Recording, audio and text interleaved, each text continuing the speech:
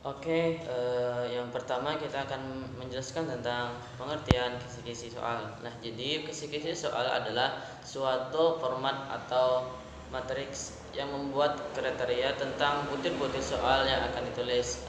Kemudian yang kedua itu adapun langkah-langkah penyusunan kisi-kisi soal. Nah, jadi kita sebagai guru harus memperhatikan hal-hal tersebut. Yang pertama yaitu nama sekolah. Nah, jadi nama sekolah ini menunjukkan tempat penyelenggara pendidikan. Yang kedua yaitu satuan pendidikan. Satuan pendidikan ini misalnya sederajat SD, SMP, SMA atau SMK. Nah, yang ketiga yaitu mata pelajaran. Yang keempat itu kelas atau semester. Yang kelima itu kurikulum acuan. Yang keenam alokasi waktu. Yang ketujuh jumlah soal. Yang kedelapan penulis atau guru mata pelajaran. Nah, ini menunjukkan kepada identitas guru. Kemudian yang ke-9 itu standar kompetensi, yang ke-10 kompetensi dasar, yang ke-11 materi pelajaran, yang ke-12 indikator soal, yang ke-13 bentuk soal, yang ke-14 nomor soal. Nah, jadi nomor soal ini menunjukkan urutan soal untuk materi atau soal yang guru buat. Baiklah, ke pembahasan berikutnya yaitu tentang menetapkan bentuk dan model soal. Nah, bentuk dan model soal itu ada terbagi menjadi dua. Yang pertama tes uraian dan yang kedua aktif. Nah, jadi tes uraian itu adalah tes hasil belajar yang memiliki karakteristik. Jadi bentuk esai tes uraian itu dibedakan menjadi tiga. Yang pertama pertanyaan bebas, terbatas dan terstruktur. Lanjut, tes objektif belajar yang terdiri dari butir-butir soal yang dapat dijawab oleh testi dengan jalan memilih salah satu atau lebih di antara beberapa kemungkinan jawaban yang telah dipasangkan pada masing-masing item. Tes objektif itu terbagi menjadi empat. Yang pertama true false, benar atau salah. Yang kedua matching test atau menjodohkan. Yang ketiga itu fill in test atau tes isian. Yang keempat itu multiple choice, nah atau pilihan ganda. Jadi true false itu adalah pertanyaan berupa kalimat-kalimat. Pertanyaannya mengandung dua kemungkinan, benar atau salah. Jadi tentu peserta didik itu diminta untuk menentukan kalimat mana yang dianggapnya benar dan salah. Terus yang selanjutnya matching test atau menjodohkan. Nah, tes menjodohkan ini tes ini terdiri dari dua kelompok. Nah, kelompok pertama berisi kata-kata pertanyaan, di mana kata-kata ini memiliki jodoh atau pasangan pada kelompok. Tugas si testi yang dites ialah menjodohkan masing-masing kata atau pertanyaan tersebut dari kelompok satu dan kelompok 2. Lanjut, fill in test atau tes isian atau sering dibilang juga short answer atau jawaban singkat. Nah, tes isian ini tes testi diminta untuk mengisi kalimat yang masih kosong. Kadang-kadang berupa cerita, bagian yang penting dihilangkan. Testi diminta untuk mengisi bagian yang kosong tersebut. Terus berikutnya multiple choice atau pilihan ganda. Nah, tes pilihan ganda ini setiap pertanyaannya disediakan 3, 4, 5 alternatif jawaban. Nah, untuk itu peserta didik, si testi, diminta memilih satu jawaban yang paling benar dan alternatif jawaban tersebut. Baiklah, ke pembahasan berikutnya yaitu tentang menentukan jumlah soal. Nah, asumsi yang digunakan untuk memperoleh kualitas soal yang baik itu di samping memenuhi validitas dan reliabilitas adalah adanya keseimbangan dari tingkat kesulitan soal tersebut. Nah, jadi keseimbangan yang dimaksudkan itu adalah adanya soal-soal yang termasuk mudah, sedang, dan sukar secara proporsional.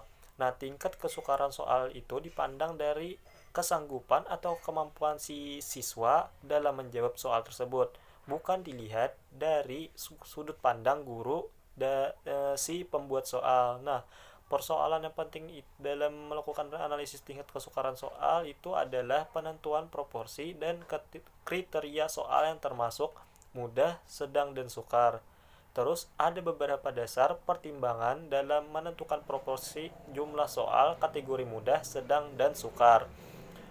Nah, jadi pertimbangan pertama itu adalah adanya keseimbangan. Nah, yakni jumlah soal sama untuk ketiga kategori tersebut. Artinya, soal mudah, sedang, dan sukar itu jumlahnya harus seimbang.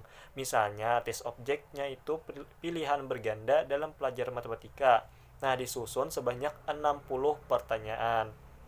Dari ke-60 pertanyaan tersebut, soal kategori mudah itu sebanyak 20 soal, kategori sedang itu 20 soal, dan kategori sukar itu juga 20 soal. Nah, pertimbangan kedua proporsi jumlah soal untuk ketiga kategori tersebut didasarkan atas kurva normal. Jadi, artinya sebagian besar soal berada dalam kategori sedang, sebagian lagi termasuk ke dalam kategori mudah dan sukar dengan proporsi yang seimbang gitu. Nah, kemudian menyusun butiran soal. Nah, jadi agar soal yang disiapkan oleh setiap guru menghasilkan bahan ulangan atau ujian yang sahih dan handal. Nah, jadi maka harus dilakukan langkah-langkahnya. Adapun langkah-langkahnya itu adalah yang pertama menentukan tujuan tes. Kemudian yang kedua menentukan kompetensi yang akan diujikan. Terus yang ketiga yaitu menentukan materi yang diujikan. Yang keempat yaitu menetapkan penyebaran butiran soal berdasarkan kompetensi materi dan bentuk penilaiannya. Penilaiannya itu baik tes tertulis, bentuk pilihan ganda, uraian, dan tes praktek. Kemudian yang kelima yaitu menyusun kisi-kisinya. Yang keenam menulis butiran soal. Yang ketujuh memvalidasi butiran soal atau menelaah secara kualitatif. Kemudian yang kedelapan yaitu merakit soal menjadi perangkat tes. Kemudian yang kesembilan yaitu menyusun pedoman penskorannya. Kemudian yang ke-10 yaitu uji coba butiran soal. Yang ke-11 analisis butiran soal secara kualitatif dari data empirik hasil uji coba. Dan yang ke-12 yang terakhir yaitu perbaikan soal berdasarkan hasil analisis. Selanjutnya, menetapkan tujuan tes. Dalam evaluasi, tujuan tes adalah untuk mengukur pencapaian peserta didik dalam pembelajaran, sehingga dapat mengambil tindakan yang seperti apa. Tes prestasi belajar juga dibuat untuk berbagai macam tujuan. Oleh karena itu, perlu ditetapkan penggunaan tes yang akan dikembangkan. Selanjutnya, menentukan presentasi materi. Pada umumnya, materi pembelajaran adalah pengetahuan, keterampilan, sikap yang diajarkan oleh guru kepada siswa. Dalam menentukan materi, ada beberapa hal yang harus diperhatikan dalam penyusunannya. Yang pertama, relevansi, konsistensi, dan kecukupan. Penyusunan materi biasanya bersumber pada buku teks, hasil penelitian, majalah ilmiah, jurnal ilmiah, buku kurikulum, pakar bidang studi, dan penerbitan berkala. Selanjutnya, menetapkan aspek intelektual. Aspek intelektual pada umumnya berupa perilaku peserta didik dari hasil belajar. Menurut taksonomi Bloom, kemampuan intelektual terbagi menjadi 6.